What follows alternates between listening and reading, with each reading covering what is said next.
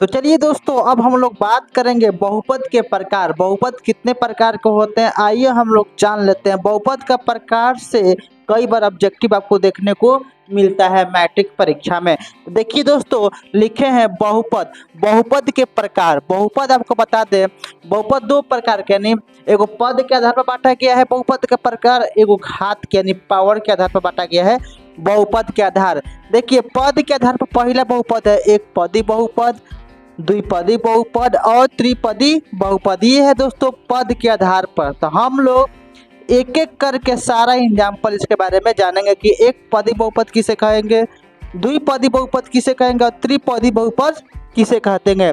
वही घात के आधार पर बहुपद को तीन भागों में, यानी तीन से अधिक, जिसमें एक घात होता है उसे घाती कहते हैं, जिसमें द्विघात होता है उसे द्विघाती बहुपद कहते हैं, जिसमें तीन घात होता है उसे त्रिघाती बहुपद कहते हैं, जिसमें चार घात होते हैं चतुर्थ घाती बहुपद कहते हैं। उसी प्रकार जिसमें एक पद रहता है उसे एक पदी बहुपद कहते हैं, जिसमें दो पद रहता है उसे द्विपदी पद बहुपद कहते हैं, जिसमें तीन पद रहता है उसे त्रिपदी बहुपद कहते हैं, और जिसमें चार पद रहता है उसे चतुर्पदी बहुपद कहते हैं।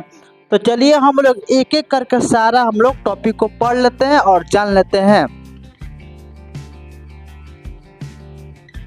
तो चलिए दोस्तों, अब हम लोग बात करेंगे बहुपद का वर्गीकरण, मतलब बहुपद कितने प्रकार के होते हैं, पद के आधार पर कितने भागों में बांटा गया है और घात के आधार पर कितने भागों में बांटा गया है। तो आइए हम जान लेते हैं। देखिए, यहाँ पर लिखा है पद के आधार पर बहुपद का वर्गीकरण, मतलब बहुपद के प्रकार। तो देखिए, पद के आधार पर बहुपद का पहला प्रकार है आपका एक पदी बहुपद।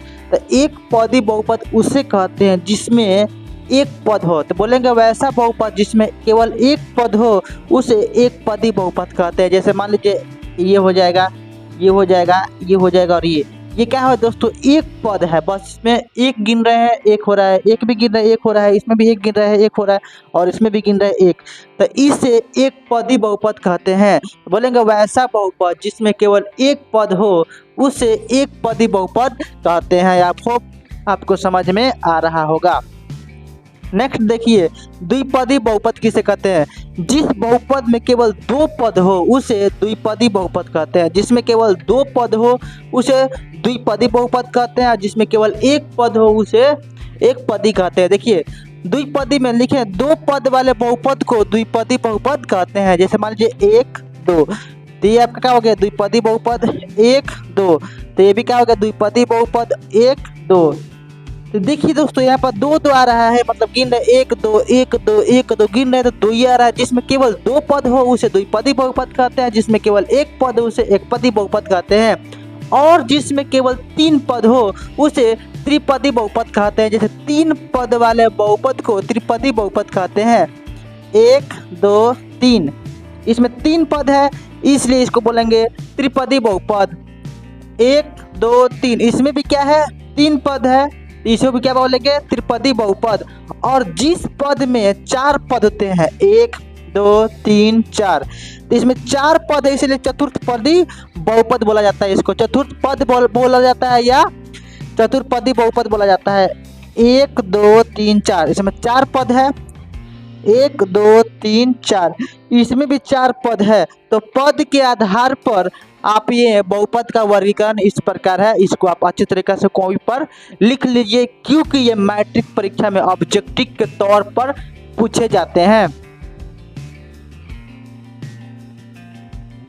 तो अब दोस्तों हम लोग बात करेंगे घात यानी पावर के आधार पर बहुपद को कितने भागों में बांटा गया है। तो चलिए हम लोग जान लेते हैं। देखिए, घात के आधार पर बहुपद का वर्गीकरण, मतलब घात के आधार पर बहुपद को कितने वर्गों में बांटा गया है। देखिए, घात के आधार बहुपद का वर्गीकरण पहला है एक घातीय बहुपद। एक घात वाले बहुपद को एक घातीय बहुपद कहते हैं। बोलेंगे जिस बहुपद का केवल एक घात हो उसे एक घातीय बहुपद कहते हैं। जैसे मान लीजिए इसमें समीकरण दिया है, ये बहुपद दिया है और इसमें देखिए एक घात है तो इसे एक घातीय बहुपद बोलेंगे, इसमें भी एक घात है एक घातीय बहुपद बोलेंगे। जैसे मान लीजिए कहीं पर नहीं दिया तो इसके ऊपर 1 छुपा रहता है, यानी इसे भी क्या बोलेंगे, एक घातीय बहुपद बोलेंगे। और ये भी क्या है, एक घातीय बहुपद है। मतलब जिसके ऊपर एक दिया रहेगा उसे एक घातीय बहुपद कहेंगे, जिसके ऊपर 2 दिया रहेगा उसको द्विघाती बहुपद कहेंगे, और जिसके ऊपर 3 घात दिया होगा उसे त्रिघाती बहुपद कहेंगे। तो अब ये हो गया एक घाती बहुपद का डिफिनेशन। अब द्विघाती बहुपद का, 2 घात वाले बहुपद को द्विघाती बहुपद कहा जाता है। चाहे वैसे बहुपद जिसमें 2 घात हो उसे द्विघाती बहुपद कहते हैं। यहाँ पर देखिए x के पावर क्या है, 2 है तो इसे क्या कहेंगे, द्विघाती बहुपद है।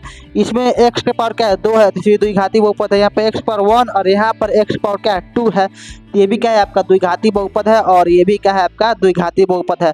बस ये पावर देखकर बता देना, अगर पावर 1 रहेगा तो एक घाती बहुपद, अगर पावर 2 रहेगा तो द्विघाती बहुपद, अगर पावर 3 रहेगा। यहाँ पर देखिए हम एग्जाम्पल डाल देते हैं, उदाहरण 6x के पावर 3, 6x के पावर 2 और यहाँ पर हो जाएगा 1 और यहाँ पर हो जाएगा। तो यहाँ पर देखिए 3x के पावर क्या है, 3 है, तो ये भी क्या हो जाएगा, त्रिघाती बहुपद का उदाहरण हो जाएगा। उसी प्रकार अगर हम लेते हैं 7x² प्लस 8x के पावर 3 या यहाँ पर दे दिए 10, तो यहाँ पर देखिए जब से पावर सबसे ज़्यादा है 3 है तो इसे क्या बोलेंगे, त्रिघाती बहुपद है। जिसका मतलब घात सबसे अधिक रहेगा वही क्या हो जाएगा, त्रिघाती बहुपद का उदाहरण हो जाएगा। -7/2x² और यहाँ पर 2/5 x के पावर 3 और यहाँ पर हो जाएगा 7/2 और x यहाँ पर -10 दे दिए। तो यहाँ पर देखिए x के पावर क्या है, 3 है, उससे कम कोई नहीं है, यहाँ पर उससे ज़्यादा कोई नहीं है, तो ये भी क्या हो जाएगा, त्रिघाती बहुपद। और जिसका घात 4 हो उसे चतुर्घाती बहुपद बोला जाता है।